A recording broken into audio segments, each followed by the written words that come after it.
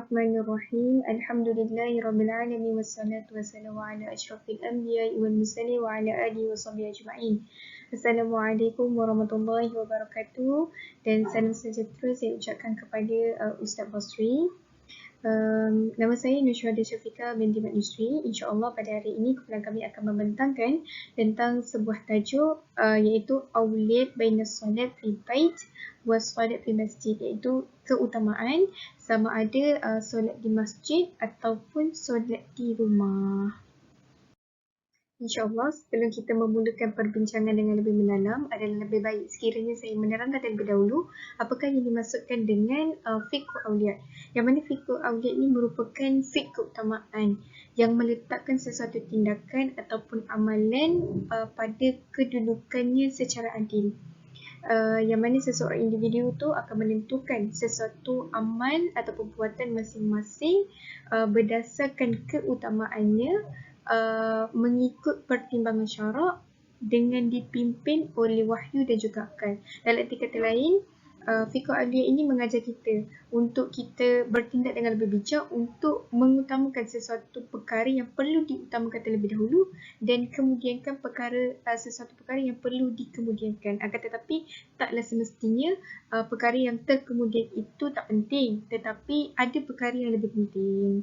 Seterusnya dikatakan di sini bahawa fiqh awliyat ini merupakan satu fiqh yang sangat penting pada zaman sekarang, khususnya hal-hal yang berkaitan dengan keutamaan dalam ibadah seperti solat, yang mana yang kita tahu bahawa solat ini merupakan satu perintah daripada Allah Subhanahu Wa Taala dan penipatannya secara khusus disamping dengan terikatnya pada waktu-waktu tertentu.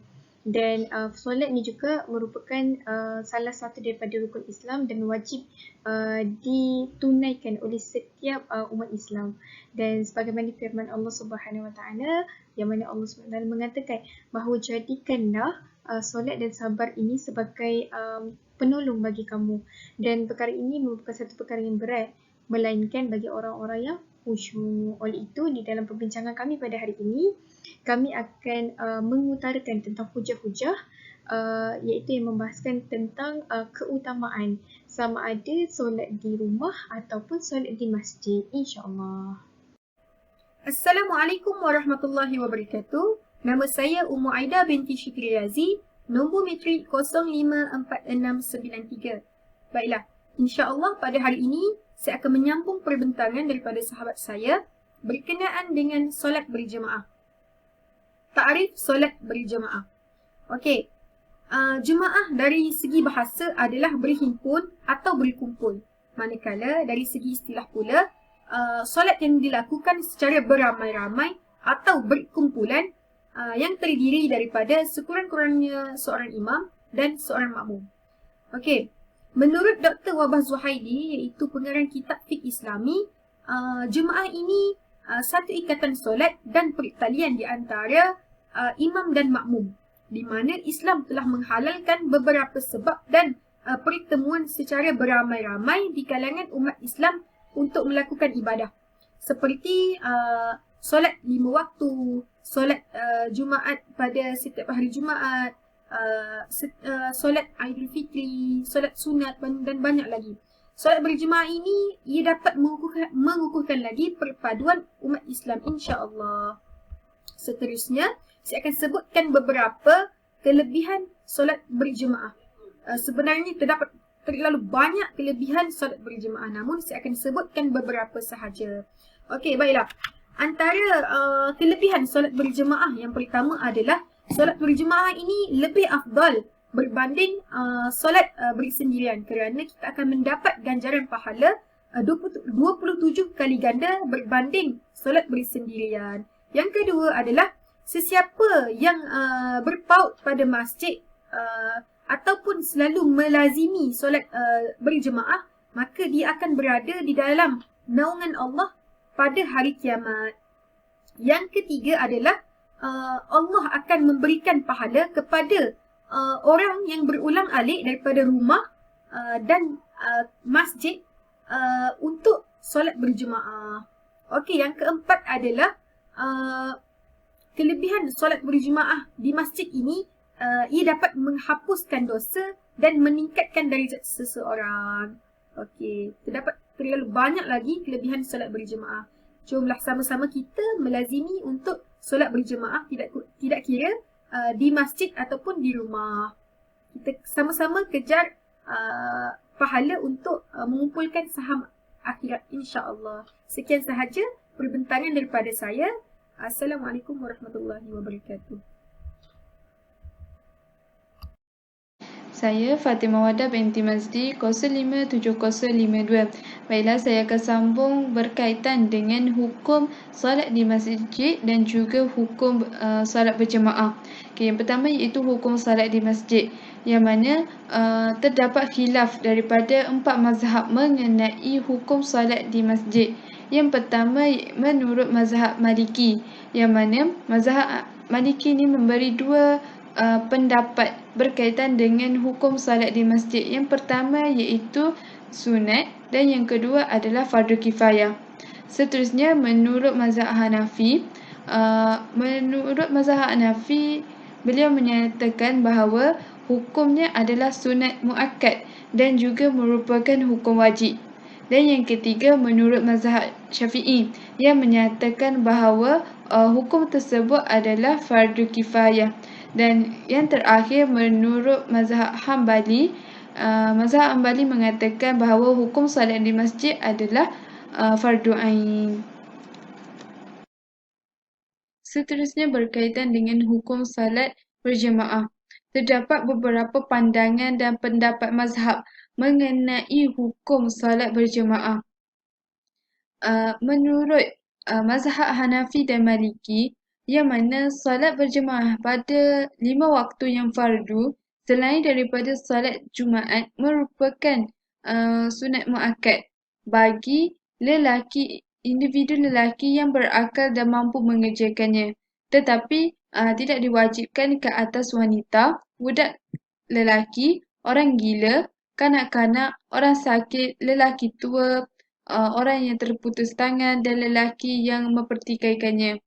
Mazhab Hanafi dan Maliki juga mengatakan bahawa solat berjemaah ini lebih diutamakan kerana ia mendapat 25 ataupun 27 darjat sekiranya kita solat secara berjemaah. Dan solat berjemaah ini lebih sempurna berbanding dengan solat bersendirian, dan kesempurnaan itu adalah sesuatu yang melebihi bahagian. Seterusnya menurut mazhab Syafi'i dan juga Hambali. Mazhab Syafi'i dan juga Hambali ini berbeza pendapat, yang mana mazhab Syafi'i berpendapat bahawa hukum solat berjemaah itu merupakan fardu kifayah. Malah ia berbeza dengan mazhab Hambali yang mengatakan solat berjemaah itu wajib dan fardu ain bagi setiap orang. Namun kebanyakan ulama ia berpegang kepada mazhab Syafi'i, yang mana hukum bagi solat berjemaah adalah fardu kifayah. Assalamualaikum warahmatullahi wabarakatuh. Nama saya Hana Nabiha binti Muhammad Safi'i, nombor metrik 056602. Saya akan meneruskan pembincangan seterusnya dalam topik Aulawiyat Solatu fil Bait lin-Nisa, keutamaan solat di rumah bagi kaum perempuan. Baik, yang pertama daripada pandangan sudut mazhab Hanafiyah, jemaah dalam solat diwajibkan ke atas lelaki yang baligh, berakal dan mereka yang merdeka, maksudnya bebas daripada bahaya. Tidak diwajibkan solat jemaah bagi wanita, kerana keluar untuk berjemaah bagi wanita tu boleh menjadi fitnah kepada mereka dan orang lain. Tapi kalau mereka perempuan, solat secara berjemaah bersama lelaki di masjid sudah cukup memadai bagi mereka. Seterusnya pendapat ini juga ada berkata tidak boleh bagi pemuda, yang dimaksudkan dengan pemudi juga, wanita untuk pergi berjemaah di masjid kerana mereka boleh menjadi penyebab kepada fitnah, dan fitnah adalah haram. Dan apa yang haram adalah terlarang. Bagi orang tua yang telah lanjut usia, tidak ada perselisihan dengan mereka bahawa mereka dibenarkan keluar untuk solat subuh, maghrib, isyak dan Aidilfitri. Tapi ada perbezaan dalam perkara solat zuhur, solat asar, solat Jumaat. Dan pendapat Abu Hanifah kata mereka tidak dibenarkan dalam hal itu. Seterusnya yang kedua adalah pandangan daripada Asy-Syafi'i. Bagi poin yang pertama dikatakan bahawa sekiranya wanita itu adalah wanita yang mujtahid, maka hukum baginya adalah makruh untuk solat berjemaah di masjid bersama dengan orang lelaki, dan makruh juga bagi seorang suami ataupun wali membenarkan wanita tersebut untuk solat di masjid. Hal ini sebagaimana dalam Sahihain, iaitu riwayat Bukhari dan juga Muslim daripada Aisyah, dia berkata, sekiranya Rasulullah SAW melihat akan keadaan tersebut, yakni seorang wanita pergi ke masjid, maka Rasulullah akan menghalang wanita tersebut daripada ke masjid sebagaimana dia menghalang wanita Bani Israel. Dan masuk dalam mafhum ini, iaitu wanita mujtahid ini adalah seorang wanita yang muda, di samping orang lain ada keinginan ke atas dirinya, walaupun dia ni bukanlah seorang wanita yang orang kata berhias, memakai wangi-wangian, tetap juga dia termasuk dalam golongan wanita mujtahid. Kemudian bagi poin yang kedua, dinyatakan adapun wanita tersebut bukanlah wanita yang mujtahid, yakni seorang wanita yang tak muda, yakni wanita-wanita yang tua, akan tetapi mereka ini berhias dan memakai wangi-wangian, tetap juga hukumnya adalah makruh sekiranya kalau diorang ni nak menyertai solat berjemaah di masjid. Dan makruh juga hukumnya bagi seorang suami yang mengizinkan wanita tersebut untuk solat di masjid. Baik, poin ketiga dalam pandangan mazhab Asy-Syafi'iyah, seorang lelaki tua atau wanita tua jika dia tidak menghiasi dirinya ataupun tidak pakai minyak wangi, dibenarkan baginya untuk menghadiri jemaah masjid untuk solat sekiranya suami memberi izin kepadanya, dan kena selamat daripada fitnah ketika dia keluar. Suami dia pula sunat untuk membenarkan dalam hal ini sekiranya dia minta izin untuk pergi. So kalau siapa-siapa kita perempuan yang dah kahwin, kalau nak pergi, minta izin suami ni untuk pergi jemaah ke masjid ataupun pergi sekali. Yang keempat, poin keempat, lebih baik bagi wanita untuk solat berjemaah di rumah mereka daripada jemaah di masjid bersama lelaki. Dan jika mereka ni jenis yang tidak dipandang ataupun tidak didambakan kaum lelaki. Dan jika mereka ni menghadiri masjid, tidak makruh bagi mereka selagi ia dengan izin suami atau penjaga, iaitu wali mereka. Dan berdasarkan hadis Rasulullah SAW, la tamna'u nisa'ukum al-masajid wa buyutihi khairul lakum. Jangan menghalang wanita-wanita kamu daripada masjid, dan rumahnya lebih baik bagi mereka. Okey, yang ketiga, mazhab Maliki. Katanya wanita ni boleh, iaitu harus untuk menghadiri solat berjemaah di masjid sekiranya dia ni tidak takut fitnah ke atasnya. Kalau yakin tak ada fitnah ke atas diri, kalau nak pergi boleh, pada mazhab Maliki. Seterusnya yang keempat, mazhab Hambali, harus bagi seorang wanita untuk berjemaah dengan lelaki di masjid untuk menunaikan solat yang ditentukan, iaitu solat yang wajib. Kerana wanita ni biasa solat dengan Rasulullah, tapi dengan ini harus baginya untuk bersolat bersama jemaah di masjid. Solat wanita di rumahnya lebih baik baginya dan lebih baik daripada solatnya di masjid bersama jemaah-jemaah. Maksudnya sini dia kata lebih aula ni perempuan solat dekat rumah daripada solat yang dekat masjid berjemaah. Diriwayatkan oleh Abu Daud daripada Ibnu Umar, dia berkata, sabda Rasulullah SAW, hadis yang sama saya sebut sebelum ni, maksudnya jangan menghalang wanita-wanita kamu daripada masjid dan rumah mereka lebih baik baginya. Baik, aqwal rajih bahawa seorang wanita boleh keluar untuk menghadiri solat berjemaah di masjid untuk menunaikan solat yang ditentukan, iaitu yang wajib itulah. Dan saya berkata, iaitu pengarang kitab yang dirujuk ni, iaitu Syekh Abdul Qadir Zaidan, dia kata harus bagi seorang wanita untuk keluar menghadiri solat berjemaah kerana jemaah ni tidak wajib bagi wanita. Okey, Assalamualaikum warahmatullahi wabarakatuh. Nama saya Nurul Aina binti Muhammad Hanafiah. Nombor matrik 054709.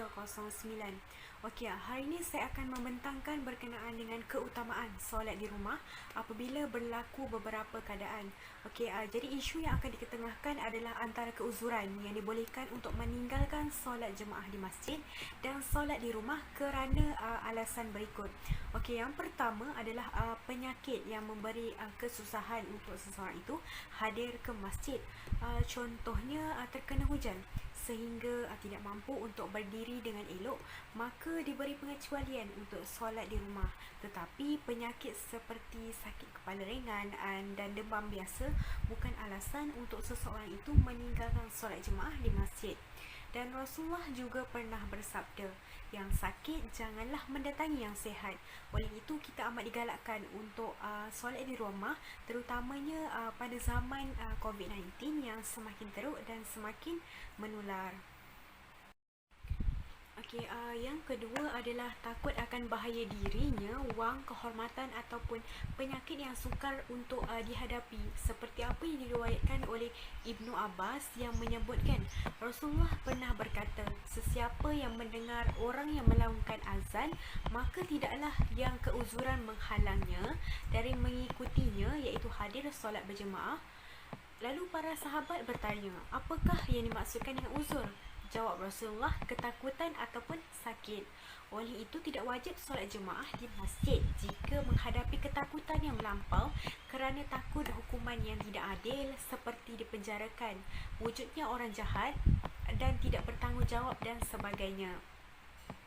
Okey, poin yang ketiga adalah keutamaan solat di rumah apabila berlakunya hujan dan lumpur, sejuk yang sangat melampau, waktu yang siang yang sangat panas, angin yang sangat kencang pada waktu malam dan kegelapan yang tidak ada cahaya langsung yang menerangi alam. Okey, seterusnya poin yang keempat adalah keutamaan solat di rumah apabila makan sesuatu yang berbau busuk sehingga susah untuk dihilangkan. Contohnya makan bawang putih ataupun bawang merah. Dan Rasulullah juga pernah bersabda, barang siapa yang makan bawang putih ataupun bawang merah serta bawang bakul, janganlah dia mendekati masjid kerana malaikat merasa tersakiti dari bau yang dihasilkan dan manusia yang lain juga merasa tersakiti. Dan yang terakhir iaitu apabila kita terkurung di sesuatu tempat, kita tidak perlu solat di masjid kerana Allah telah berfirman, Allah tidak akan membebani seseorang dengan apa yang terdaya. Jadi sekian sahaja daripada saya.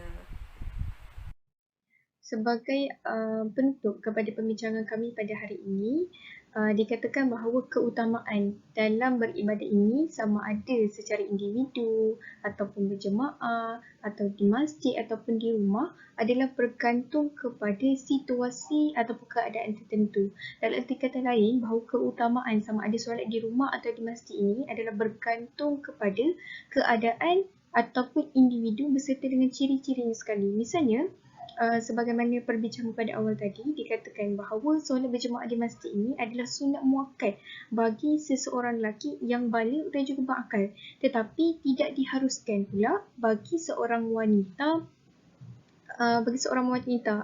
terutamanya wanita yang mustahab.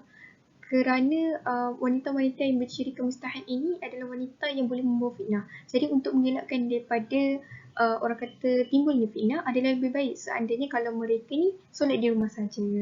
Contohnya, jadi keutamaan sama ada solat di rumah atau di masjid itu bergantung kepada keadaan ataupun orang kata ciri-ciri perseorangan. Begitu juga dalam keadaan tertentu. Misalnya macam seorang lelaki yang dia baligh dan juga berakal, akan tetapi keadaan tidak memberikan keutamaan kepada dia untuk solat di masjid. Misalnya dia menghadapi COVID-19. Jadi untuk mengelakkan wabak daripada orang kata tersebar adalah lebih baik untuk dia solat di rumah sahaja.